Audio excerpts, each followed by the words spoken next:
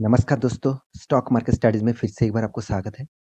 तो आज मैं बात करने वाला हूँ एक दिग्गज प्राइवेट बैंक के बारे में। बैंक देखा जाए तो प्राइवेट बैंक की रैंकिंग से एक छोटा-मोटा बैंकिंग ही है, मगर इस कंपनी का आज के दिन एक ज़बरदस्त ब्रेकिंग न्यूज़ आया है क्योंकि कंपनी को काम करने के लिए जो फंडिंग का ज़रूरत है, वो फंडिंग एक्चुअली बैंक जुटा नहीं पा रहा है, तो इसलिए वो उसका फाइनल सर्विसेज़ को एक साथ जुड़ना चाहते हैं। मान के चलिए कोई बैंक का खुद का बैंकिंग सेक्टर भी है और एनबीएफसी भी है। तो यहाँ पे इस बैंक का भी दोनों ही सेक्टर है और दोनों सेक्टर को एक साथ मार्च करने वाला है। तो इसी के ऊपर आज बात करूँगा। तो इसमें फ़ायदा क्या होगा उसके बारे में भी बात करूँगा, तो वीडियो को पूरा देखना और अभी तक आपने मेरे चैनल को सब्सक्राइब नहीं किया तो ज़रूर सब्सक्राइब कर लेना। क्योंकि आपको daily basis stock market information और अपडेट्स चाहिए तो इस चैनल में बने रहिए। तो चलो फटाफट देख लेते हैं आज के स्टॉक के बारे में। देखिए, मार्केट ओपन होने के बाद ही आज के दिन आप सभी जानते हैं निफ्टी और सेंसेक्स बहुत बढ़िया तेजी से अप ट्रेंड में जाने को देखने को मिला। तो उसके पीछे बहुत सारे रीज़न है, वो रीज़न मैं यहाँ पे डिस्कस नहीं करूँगा। तो देखिए, मार्केट जब अप ट्रेंड में जाते हैं तो साथ ही साथ उसके साथ जुड़े हुए जितने सारे बैंक सेक्टर है, जितने सारे एनबीएफसी सेक्टर है, तो सारे के सारे सेक्टर में एक तेजी देखने को मिलता है। मगर आईडीएफसी जो फास्ट बैंक है, ये जो प्राइवेट बैंक है, इस बैंक को भी आज के दिन देखिए करीबन 2.5% तक तेजी। तो इस 2.5% का तेजी अभी रनिंग है, तो इस डेटा चेंज हो सकते हैं। तो इस 2.5% का तेजी के पीछे कोई ना कोई तो रीज़न रहेगा। वो रीज़न ऑब्वियसली एक ब्रेकिंग रीज़न है और एक बिग रीज़न है। उस रीज़न के बारे में यहाँ पे मैं कवर करूँगा, तो वीडियो को पूरा देखते जाइए। बहुत कुछ सीखने को मिलेगा। देखिए, आप इस स्टॉक में निवेश नहीं भी करके रखे हैं, तो भी देखिए क्योंकि स्टॉक मार्केट में कंटिन्यू रहना है, तो आपको हमेशा अपडेट रहना चाहिए। देखिए, आप सिर्फ वीडियो देखते जाइए, तभी आपको सारे डिटेल्स क्लियर हो जाएगा, आपको इन्फॉर्मेशन ढूँढने का ज़रूरत नहीं पड़ेगा। हाँ, आप खुद ढूँढ भी सकते हैं, मगर मैं ये नहीं कह रहा हूँ कि आपको ढूँढने को नहीं पड़ेगा, आप ढूँढ भी सकते हैं, मगर आपके पास टाइम नहीं है। आप मान के चलिए दिन में 1 से 1 घंटा आपके पास फ्री टाइम है, तो उस फ्री टाइम के आप वीडियो देख सकते हैं, बहुत कुछ इन्फॉर्मेशन आपको मिल जाएगा और आप बहुत इन्फॉर्मेबल एक पर्सन भी बन जाएँगे, तो आपको फ़ायदा ही फ़ायदा होगा। तो चलो देख लेते हैं कौन-सा वो न्यूज़ है जिसके लिए इस कंपनी ने आज के दिन 2.5% तक तेज़ी देखने को मिला। तो यहाँ पे जो न्यूज़ पब्लिश किया गया है वो एक्चुअली देखा जाए बिज़नेस स्टैंडर्ड इस साइट के ऊपर से ही न्यूज़ को पब्लिश किया गया है और यहाँ पे टोटली जो न्यूज़ है वो एक्चुअली आईडीएफसी फास्ट बैंक के न्यूज़ है। आईडीएफसी फास्ट बैंक जो है वो बोर्ड यहाँ पे देखिए बोर्ड फेवर्स जो मतलब बोर्ड के जो डिसीजन है उस डिसीजन ले चुके हैं, मतलब प्रोमोटर एक डिसीजन ले चुके हैं।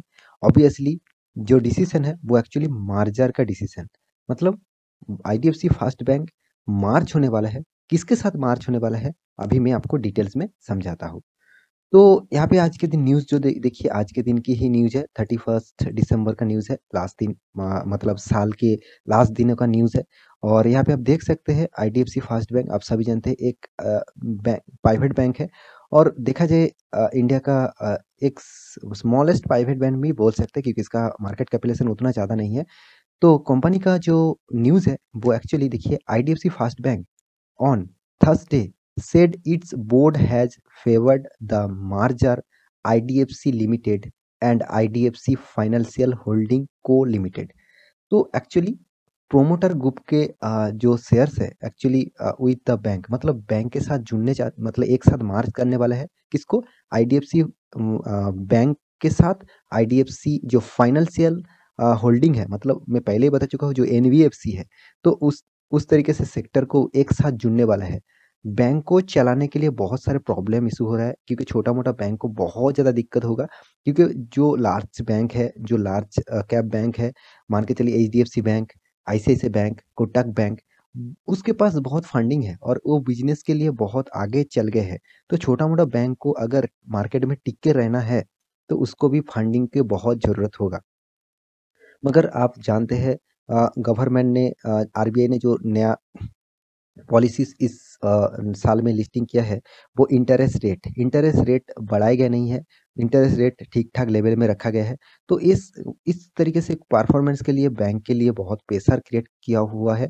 तो यहाँ पे छोटा-मोटा बैंक जो है, आईडीएफसी जो छोटा-मोटा बैंक है, तो इस बैंक के लिए बहुत प्रेशराइज़ है। तो इसीलिए बैंक मार्च करने वाला है दोनों सेक्टर को। यहाँ पे देख सकते हैं द बोर्ड ऑफ डायरेक्टर, मतलब इसका जो कंपनी का जो बोर्ड ऑफ डायरेक्टर है of the bank in meeting held on December 30, मतलब कल के दिन मीटिंग हुआ था। और यहाँ पे देखिए considered the personal for merger of IDFC limited and IDFC financial holding को लिमिटेड। प्रोमोटर ग्रुप ने यहाँ पे मंजूरी भी दिया है। बोर्ड मीटिंग के माध्यम से बोर्ड मीटिंग ने फैसला लिया है। अभी तो देखिए फैसला फाइनलाइज नहीं हुआ है, तो सिर्फ बात किया गया है। अभी यहाँ पे देख सकते हैं with IDFC first bank the bank said in regulatory filing. तो यहाँ पे बातचीत हो रहा है, अभी तक फाइनलाइज नहीं हुआ है। तो देखिए कोई भी न्यूज के इम्पैक्ट आते हैं तो वो फाइनलाइज हो फिर भी ना हो, मार्केट में एक जबरदस्त उछाल आपको देखने को मिलेगा। क्योंकि देखिए मार्केट हमेशा न्यूज़ के बेसिस से ही चलते हैं, बहुत सारे स्टॉक न्यूज़ के बेसिस से चलते हैं। आप देखे थे जब येस बैंक का स्टॉक का जब न्यूज़ आया था, जब येस बैंक न्यूज़ के ऊपर चलते थे और आईआरसीटीसी भी जब न्यूज़ के ऊपर चलते थे, तब उसके ऊपर बहुत सारा न्यूज़ आते थे और मार्केट में बहुत वोलेटिलिटी उस स्टॉक में देखने को मिला था। तो यहाँ पे देखिए आईडीएफसी के एक न्यूज़ आया है और इसी के लिए आज के दिन यहाँ पे बहुत ज़बरदस्त उछाल देखने को मिला। तो यहाँ पे ये जो न्यूज़ है मुझे लगता है मार्च जब हो जाएँगे तो बैंक को ऑब्वियसली कुछ फ़ायदा मिलेगा, क्योंकि देखिए दोनों सेक्टर एक साथ काम करेंगे तो बैंक को ऑब्वियसली एक पॉजिटिविटी मिलेगा और फंडिंग का भी बहुत मतलब क्लियरिटी मिलेगा और फंडिंग का भी रेज़ होगा। तो कम बैंक काम भी अच्छा खासा से कर कर सकते हैं। तो देखिए बैंक किस तरीके से काम करेंगे वो तो बात की बात है, मगर कंपनी का जो परफॉर्मेंस है उसके बारे में भी आपको डिटेल्स यहाँ पे दिखा देता हूँ। तो यहाँ पे आईडीएफसी फर्स्ट बैंक के बारे में यहाँ पे बात करूंगा। कंपनी देखिए 29,800 करोड़ का मार्केट कैपिटलाइजेशन है। कंपनी का जो टोटल नंबर ऑफ शेयर्स है 621.51 करोड़ का नंबर ऑफ शेयर्स है। कंपनी अभी तक डिविडेंड नहीं दिया। डिविडेंड कैसे देंगे, कंपनी अभी भी लॉस मेकिंग है। मैं अभी आपको दिखा देता हूँ कंपनी क्यों बता रहा हूँ, कंपनी लॉस मेकिंग में चल रहा है। कंपनी का देखिए बुक वैल्यू जो है 32 रुपीज़ है। कंपनी का जो नेट इंटरेस्ट इंटरेस्ट इनकम है, मतलब देखिए बैंक का किससे फायदा मिलता है, बैंक जितने लोन देते हैं उसके ऊपर इंटरेस्ट जो मिलता है उसी का फायदा कम बैंक को मिलता है। तो यहाँ पे जो टोटल इंटरेस्ट इनकम है वो 7,380 करोड़ का टोटल इनकम यहाँ पे कंपनी जनरेट किया है। तो कॉस्ट ऑफ इनकम मतलब कंपनी का कॉस्टिंग भी देख लीजिए 73.63 है। इसको भी आपको जरूर देखना है। अगर कॉस्टिंग ज्यादा हो रहा है, इनकम ज्यादा होने का फायदा क्या है, मान के चलिए आगे आप 100 रुपया कमाते थे और आपका खर्चा 100 रुपया हो जाते थे, तो आपका कुछ इनकम नहीं था। तो अब 1000 रुपया कमाते हैं और 1000 रुपया ही खर्चा हो रहा है, तो आपका फायदा कहाँ पे मिल रहा है? दोनों ही सेम टू सेम है। तो इसलिए आपको कॉस्ट ऑफ इनकम भी देखना चाहिए, नेट इंटरेस्ट इनकम भी देखना चाहिए। तो कंपनी का सीआर परसेंट मतलब साल भर की आपको रिटर्न 13% दे रहा है। रिटर्न ऑफ इक्विटी 2% है। रिटर्न ऑफ कैपिटल एम्प्लॉयड 6.35% है। यहाँ पे टोटली लो लेवल को देखने को मिला है। प्रोमोटर जो होल्डिंग है वो 35% होल्डिंग है। देखिए बैंकिंग सेक्टर में उतना होल्डिंग आपको देखने को नहीं मिलेगा। प्रोमोटर जो प्रॉफिट जो ग्रोथ है वो 115% है। 115% कोई छोटा मोटा नहीं है, बहुत अच्छा खासा प्रॉफिट ग्रोथ है। मगर प्रॉफिट होने से क्या मतलब क्या फायदा, कंपनी अगर हर साल में हर क्वार्टर में प्रॉफिट नहीं कमा पा रहे हैं तो देखिए एक साल में प्रॉफिट कर लिया मतलब ये नहीं कि कंपनी अच्छा खासा हो गया। तो उसके लिए हर साल को प्रॉफिट ग्रोथ देखना चाहिए। हर क्वार्टर का प्रॉफिट ग्रोथ किस तरीके से हो रहा है उसके ऊपर भी आपको फोकस होना चाहिए। तो कंपनी मार्केट कैपिटलाइजेशन के हिसाब से कंपनी जो प्राइवेट बैंक है उसके हिसाब से कंपनी 8 नंबर रैंकिंग में आते हैं। तो इसका मार्केट कैपिटलाइजेशन के हिसाब से 8 नंबर और कंपनी अभी 2 डिजिट में यहाँ पे चल रहे हैं, मतलब 2 डिजिट में अभी देखने को मिला है। हाँ, यहाँ पे आईडीबीआई बैंक भी 2 डिजिट में है और इस कंपनी का मतलब परफॉर्मेंस भी देखा जाए आईडीबीआई बैंक से भी थोड़ा सा अच्छा यहाँ पे देखने को मिला है, क्योंकि इसका जो परफॉर्मेंस है वो आईडीबीआई बैंक से भी पॉजिटिव है। मगर इस कंपनी के ऊपर आपके क्या राय होने वाला है अभी आपको बताऊंगा। तो उससे पहले और भी कुछ डेटा देख लेते हैं। यहाँ पे देखिए कंपनी जिस तरीके से प्रॉफिट किया वो भी आपको देखना चाहिए। 2015 में 3 करोड़ का लॉस किया, 16 में 467 करोड़ का प्रॉफिट किया, 17 में 1000 करोड़ का प्रॉफिट किया, 18 में 859 करोड़ का प्रॉफिट किया, 19 में 1900 करोड़ का प्रॉफिट किया, 2020 में 2800 करोड़ का प्रॉफिट किया, मार्च 2021 में 452 करोड़ का प्रॉफिट किया और अभी जो फिलहाल करंट सिनेरियो है वो अभी नेगेटिविटी में है।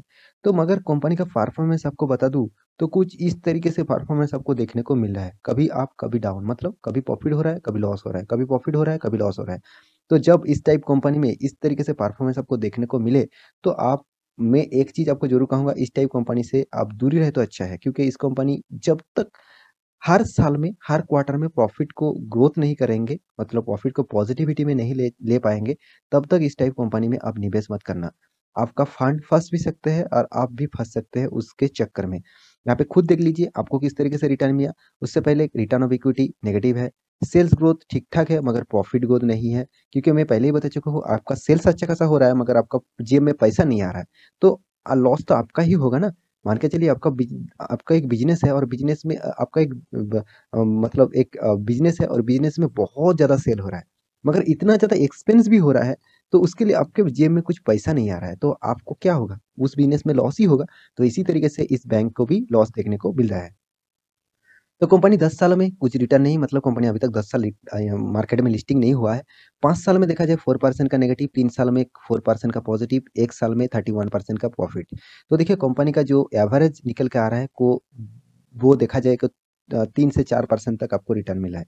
तो इस तरीके से रिटर्न लेकर आपको क्या फ़ायदा होगा? उससे सेफ ज़ोन में आप खेलेंगे तो आप एफडी कर लीजिए, तो आप स्टॉक में निवेश करने से आपको क्या फ़ायदा होगा? तो कंपनी के सारे पैरामीटर आपके सामने रख चुका हूँ। सिर्फ एक चीज़ आपको दिखाने वाला हूँ, वो है कंपनी का जो कर्जा। कंपनी 13,000 करो सॉरी 1,34,000 करोड़ का कर्जा अभी भी लेके बैठा हुए है। तो कंपनी का जो हिस्सेदारी है, मतलब प्रोमोटर है, वो 36% है। प्रोमोटर देखिए खुद निकल गया है, 56% होल्डिंग था, अभी वो 36% होल्ड करके बैठे हुए हैं। एफआईएस के पास 9% था, अभी 14%। डीएस के पास 5.45% था, अभी 10%। और अभी देखो पब्लिक के पास 20.97% था, अभी 34.33% होल्डिंग है।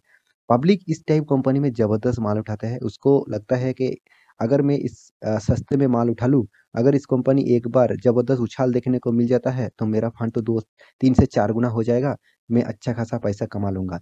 तो देखिए इस गलतफ़हमी में मत रहना, तो आपको बहुत दिक्कत हो सकता है। क्योंकि कंपनी का जो परफ़ॉर्मेंस है, मैं आपको 1 साल की चार्ट पैटर्न दिखा दूँ, तो देखिए किस तरीके से परफ़ॉर्मेंस दिया, मात्र 31% का रिटर्न। तो इस तरीके से वोलेटिलिटी, और 5 साल देखेंगे तो आपको नज़रिया कुछ चेंज हो जाएगा। 20% का नेगेटिव रिटर्न, और मैक्सिमम चार्ट पैटर्न देखेंगे तो आपको होश उड़ जाएगा, 31% का नेगेटिव रिटर्न आपको इस कंपनी से मिला है। तो जो कंपनी अभी भी नेगेटिव में है, देखिए कंपनी खराब नहीं है, कंपनी स्ट्रगल कर रहा है, कंपनी परफॉर्मेंस करने के लिए अच्छा खासा कोशिश कर रहा है। कंपनी का जब तक परफॉर्मेंस अच्छा खासा नहीं हुआ, तब तक इस टाइप कंपनी में निवेश मत करना। अभी फिलहाल के लिए इस कंपनी को छोड़ दीजिए, और भी बहुत सारे प्राइवेट बैंक आपको मिल जाएगा अच्छा खासा, उसमें निवेश करिए, आपका पैसा सेफ रहेंगे। तो आशा करता हूँ सारी जानकारी आपको मिल चुका है। तो मेरे वीडियो अच्छा लगे तो लाइक करना, दोस्तों के साथ शेयर भी करना, और इस चैनल को सब्सक्राइब भी करना।